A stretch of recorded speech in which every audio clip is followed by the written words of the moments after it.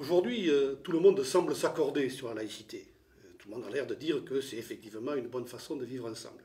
Mais on s'aperçoit très vite que dès qu'il y a des questions précises, les réponses sont diverses, tout en se réclamant de la laïcité. Ce qui montre bien que c'est un sujet qui doit être posé comme un débat. C'est pour ça d'ailleurs qu'il y a quelques années, les CMA, les Franca et la Ligue de l'enseignement avaient décidé de créer un site spécifique à usage des éducateurs. Un site qui se voulait justement très concret et très précis par rapport à des réponses, renvoyant aux aspects juridiques, mais aussi aux aspects philosophiques, mais aussi aux aspects historiques, et de montrer quelques exemples. Parce que la laïcité mérite à la fois d'être parlée, enseignée, mais aussi d'être vécue. Et c'est un peu le rôle des associations d'éducation populaire. Parce que dans le contexte d'aujourd'hui, la laïcité, elle a géré la diversité des opinions, la diversité des origines, la diversité des cultures. Ça a toujours été sa mission historique. Elle a essayé de le faire à la fois en tenant compte des particularités, des différences, des singularités de chacun et en les respectant. Mais en même temps, en donnant les moyens, donc, et pour ça que chacun puisse vivre intelligemment en société dans le respect de ses convictions individuelles. Mais en même temps, c'est aussi un facteur, un moyen de l'émancipation, de lutter contre toutes les formes d'asservissement, contre tous les préjugés, etc. Donc de développer aussi une capacité d'esprit critique. Et puis, ça doit être la fonction de rassemblement pour construire des valeurs partagées permettant de vivre ensemble le plus harmonieusement possible. D'où le fait que historiquement, cette laïcité a été portée par des gens progressistes qui voulaient faire une démocratie permettant justement de gérer harmonieusement ces différences. Et depuis quelque temps, la laïcité est récupérée par certains pour insister sur le fait que la laïcité serait aussi le moyen de préserver une incertaine identité française qui serait forcément menacée par l'immigration et par une religion particulière qui est l'islam. Et il me semble que les mouvements laïques traditionnels, comme les CMA, comme les Franca, comme la Ligue, mais d'autres aussi, ont un rôle important à jouer pour faire vivre une laïcité qui soit justement tout à fait, j'allais dire, positive. Mais il ne faudrait pas que ça renvoie à d'autres références, parce que la laïcité, elle est forcément positive. Mais qu'elle permette à des gens de pouvoir vivre, de faire des choses ensemble, et donc de trouver du plaisir, indépendamment des convictions particulières, de faire ensemble, pour construire ensemble des choses. Et il me semble que c'est tout à fait essentiel dans un contexte où nous, mouvements, on peut se permettre, parce qu'on vit sur des situations, on peut se permettre de considérer que si le but à atteindre, qui est donc autour de principes tout à fait clairs, de respect de la liberté de conscience, de respect de l'égalité de chacun, de l'endroit, de respect de la séparation entre des options religieuses, des options politiques, pour préserver l'intérêt général. Donc ces principes-là doivent être établis et pas discutables, c'est-à-dire que, mais pas affirmés de façon incantatoire, d'être vécus intelligemment. D'où le fait que nous, mouvements, on peut se permettre, parce qu'on est dans l'action, d'accepter qu'on n'est pas obligé d'aller sur les mêmes chemins et à la même vitesse pour atteindre ces buts. Et il me semble que dans le contexte d'aujourd'hui, c'est particulièrement important, parce qu'on voit bien que sur des questions très précises, il y a des divergences d'appréciation parce qu'il y a des méconnaissances justement du droit, il y a une méconnaissance de l'histoire, on réinterprète en particulier la loi de 1905, chacun l'imagine un petit peu à sa sauce en fonction de ses convictions d'aujourd'hui, sans faire forcément référence à ce qui s'est réellement passé en 1905. On voit bien que donc, cette partie de l'histoire, et puis ce qui a sous-tendu la philosophie politique qui a animé tout ça, est aussi interprété par rapport à ses propres convictions, qui fait qu'il y a moyen aujourd'hui de créer toutes les conditions de divergence. Il y a aussi moyen de créer des conditions d'un vrai dialogue. Et il me semble que nos associations ont un rôle tout à fait précis à jouer pour permettre ce dialogue. Alors, dans deux secteurs en particulier, l'éducation nationale. Et aujourd'hui, l'enjeu de la refondation de l'école, avec tout ce que ça suppose, notamment dans sa dimension de vivre en laïcité. Et le travail qui a été fait sur la charte de laïcité va dans le bon sens, mais ça suppose qu'on le fasse vivre, parce que si la charte est uniquement affichée sur les murs de l'école, ça ne sert à rien. Il faut aussi qu'elle descende dans la classe et qu'elle soit vécue, notamment dans les écoles, dans les collèges, dans les lycées. Et dans le périscolaire. Et nos associations, moi je crois, ont un rôle tout à fait important à jouer par rapport à ça, y compris dans la formation des intervenants périscolaires, mais aussi dans les SP. Donc il me semble que notre rapport, justement, notre fonction historique, mais aussi notre capacité à lier à la fois la réflexion, l'affirmation de principes et puis la réalité quotidienne avec justement ce qu'elle suppose de vécu, semble tout à fait important. Donc ça c'est vrai pour l'école, et je pense qu'aujourd'hui le fait que les CMA avec les Francas, avec la Ligue sont un petit peu les moteurs des mouvements pédagogiques, il me semble tout à fait important, et ça devrait être, me semble-t-il, amplifié, des enjeux importants, donc le renvoi au site dont on a parlé, dont j'ai déjà parlé. Et puis le deuxième secteur, c'est la cité, et en particulier ce qu'on appelle aujourd'hui les quartiers. On voit bien aujourd'hui que notre vie associative est insuffisamment implantée dans ces quartiers.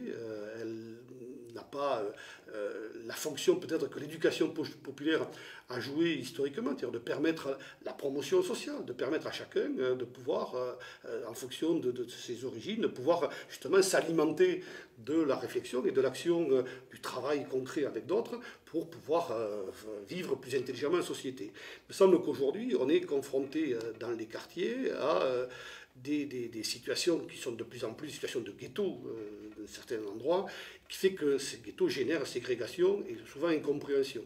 Et il me semble que nos mouvements ont un rôle important à jouer sur le thème que les principes de la République, de liberté, d'égalité, fraternité, n'ont jamais été établis. Les républicains n'étaient pas naïfs, ils savaient bien qu'en affirmant cette devise, les gens n'étaient pas spontanément libres, égaux et fraternels. Ils disaient simplement que pour que la République soit républicaine, il fallait que ces principes deviennent réalité. Et pour ça, il fallait une lutte collective, il fallait des actions qui permettent justement de se rapprocher progressivement. Si aujourd'hui on veut que dans les quartiers, des gens ne disent pas que la République nous ment, il faut expliquer qu'ensemble, il faut construire justement des actions qui permettent à ce que la République soit en capacité d'honorer sa promesse de liberté, d'égalité, de fraternité. C'est un chantier qui est important et il me semble que dans ce secteur-là, les mouvements laïques ont un rôle qui doit permettre à la fois d'accepter la différence. On n'est pas obligé de répondre de la même façon sur cette question. On peut effectivement estimer que pour assurer la liberté de conscience, il y a des façons plus ou moins fortes de permettre, on peut, en insistant sur ce domaine, on peut aller à l'encontre de telle ou telle conviction qui, au nom de l'émancipation, pourrait être heurtée. Donc il faut arriver à concilier ce qu'a permis la laïcité à travers son histoire. C'est-à-dire que les chemins de l'émancipation et les chemins de la liberté doivent être les mêmes, doivent être en parallèle.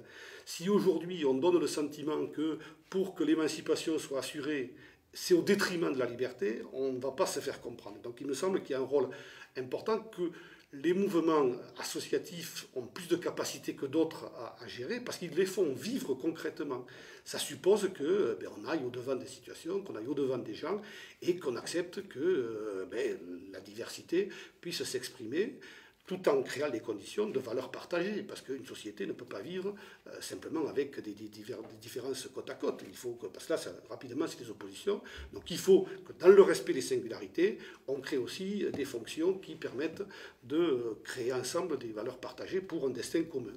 Il me semble qu'il y a un vrai chantier là pour la laïcité, et les CMA ont un rôle tout à fait essentiel, en liaison avec les autres mouvements pédagogiques, en liaison avec les mouvements d'éducation populaire.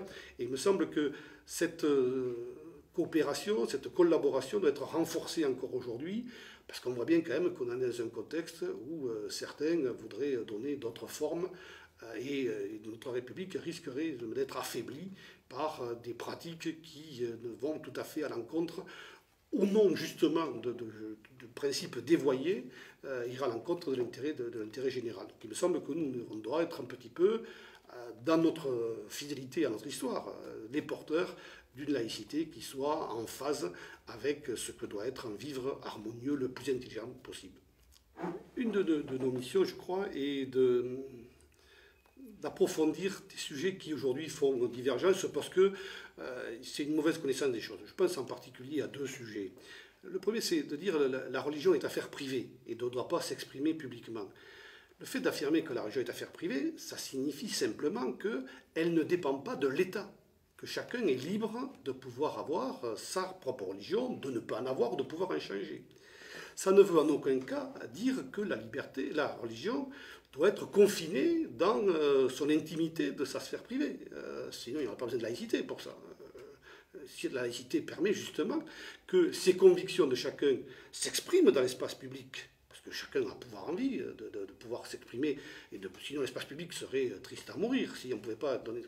Mais en même temps, de pouvoir le faire, mais à la condition de respecter d'autres opinions et de respecter les libertés fondamentales et la dignité de chacun. Donc la religion peut, y compris avec des signes ostentatoires, s'exprimer publiquement si ce n'est pas à la mise en cause de libertés fondamentales ou de dignité des personnes. Je pense que cette question doit être tout à fait clarifiée et ça permettrait de lever toute une série de débats aujourd'hui. La deuxième question qui me semble devoir être aussi clarifiée, c'est le renvoi entre, à partir du moment où les gens se réunissent par affinité, qu'elles soient religieuses, philosophiques ou politiques, on verse forcément dans le communautarisme. Je pense qu'il faut qu'on se méfie de ça, parce que aujourd'hui, dans une société qui connaît quand même des gros problèmes de chacun dans un vécu personnel, des solidarités communautaires avec des gens qui, justement, ont des relations de sensibilité commune, c'est souvent un réconfort et ça permet de pouvoir vivre intelligemment. La seule question, c'est que ça ne verse pas dans des contraintes particulières, c'est-à-dire que personne n'est contraint d'être assigné à résidence de sa propre, de ses origines, de sa communauté. Il n'a pas à subir des contraintes qu'il n'a pas acceptées, qui ne sont les seules contraintes doivent être définies par la loi, et ce n'est pas une communauté particulière qui peut définir des principes qui ne sont pas acceptés par ses membres. Et puis, il faut qu'il puisse en sortir quand il veut et appartenir à d'autres communautés. On peut avoir des sensibilités politiques, syndicales, associatives, philosophiques, sportives, culturelles ou religieuses, et pouvoir les diversifier, ces communautés. Il me semble que si on clarifiait bien ces deux questions en particulier, on pourra l'imaginer plein d'autres, mais pour faire court, ces deux questions, ça permettrait de régler les situations plus concrètes. Et en particulier, dans les débats des quartiers aujourd'hui, des gens ont envie de se réunir par sensibilité. Et en particulier, c'est ça qui semble faire problème dans la société, autour de la religion musulmane. Et souvent, nous, une association laïque traditionnelle, on a des réticences par rapport à ça, liées à notre propre histoire. C'est-à-dire qu'on s'est aussi construit souvent par opposition avec des associations confessionnelles, notamment catholiques, et souvent c'était en relation compliquée, surtout d'ailleurs par absence de relation. L'histoire a montré qu'à partir du moment où, justement, on dialogue, on fait ensemble des choses, il y a des points de vue qui se rapprochent et que la laïcité peut construire ça. Donc il me semble qu'aujourd'hui, peut-être notre société et nos responsables associatifs auraient davantage intérêt à parler moins des musulmans et parler plus avec les musulmans. Et je pense qu'aujourd'hui, même si ce n'est pas toujours facile, ça permettrait de régler bien des situations parce qu'on doit pouvoir, encore une fois, j'insiste, respecter les singularités tout en créant les conditions de rassemblement pour que la République soit fidèle à ses principes.